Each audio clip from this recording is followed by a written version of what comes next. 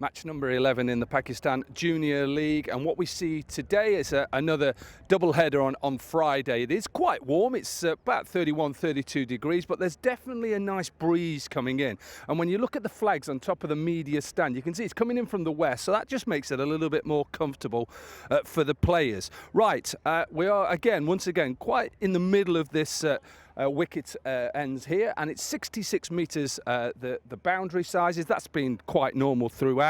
Now the important thing, the pitch. This is the same pitch that was used last night, so this is pitch 5, Panch, and what we saw last night I think was a little bit of bounce in this. I think that was good for the seamers early on. It is a bit drier tonight, the sheen has probably gone, and the thing that I want to pick up on is what we've seen is quite even between seamers and spinners throughout this competition.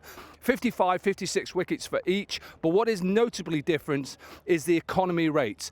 The seamers are up at 8 per over, the spinners are down at 6, so I think this will be exactly the same. Bowl anything like spin into the surface, what we see, if you bowl anything like that into the surface, it's hard to hit out of the ground, but ultimately, what I've been impressed with for the first 11 games, this is match 11, these wickets have been absolutely sensational.